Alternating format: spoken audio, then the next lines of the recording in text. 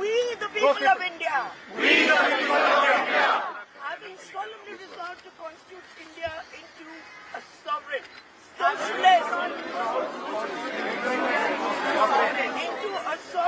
socialist